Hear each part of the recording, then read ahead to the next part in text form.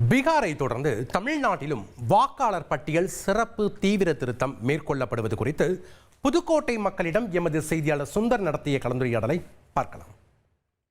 வாக்காளர் சிறப்பு திருத்தம் செய்யறதுக்கு உண்டான நடவடிக்கைகளை தேர்தல் ஆணையம் எடுத்து வருகிறது. இது குறித்து பொதுமக்கள் நம்ம கருத்து கேட்போம்.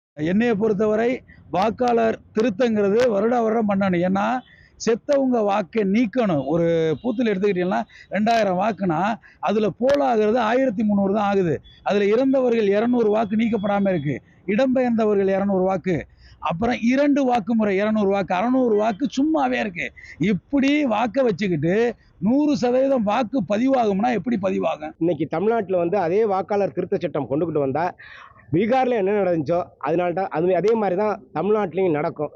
அதனால இந்த வாக்காளர் திருத்த சட்டம் என்பதை உடனே மத்திய அரசு வாபஸ் வாங்கும். 100% வாக்காளர் எந்த ப்ராடும் புத்தாளத்து இல்லாமல் கரெக்டாக வரணும்.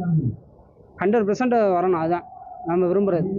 யாரும் நீக்க விடக்கூடாது. இறந்தவர்கள் நீக்கிட்டு உயிரோடு இருக்க 12 வயசு ஆச்சா அட்வான்ஸாக கொடுத்து பிறந்த நாள் வாழ்த்துக்கு மாதிரி கொடுத்தா ரொம்ப நல்லாயிருக்கும். 12 வயசு பாப்பாக்கு முடியாதான் இருந்தாங்கன்னா வீட்டுக்கே கவர்மெண்ட் கொடுத்து அதுக்கெல்லாம் சந்தோஷம் ஒன்றும் கிடையாது. அந்த பொண்ணு ரொம்ப சந்தோஷப்படும். அவர்களுடைய நோக்கம் என்பது மத்தியில் ஆண்டு கொண்டிருக்கக்கூடிய மோடி அரசு என்பது தொடர்ச்சியாக அனைத்து மாநிலங்களிலுமே தங்களுடைய ஆதிக்கத்தை செலுத்துவதற்காக இப்படிப்பட்ட திருத்த மசோதாக்களை கொண்டு வந்துட்டு இருக்காங்க. இது தமிழகத்துக்கு ஏற்றதல்ல. தமிழகத்தில் வந்தால் மிகப்பெரிய அளவில் இஸ்லாமிய கிறிஸ்தவ மக்கள் பாதிக்கப்படுவாங்க.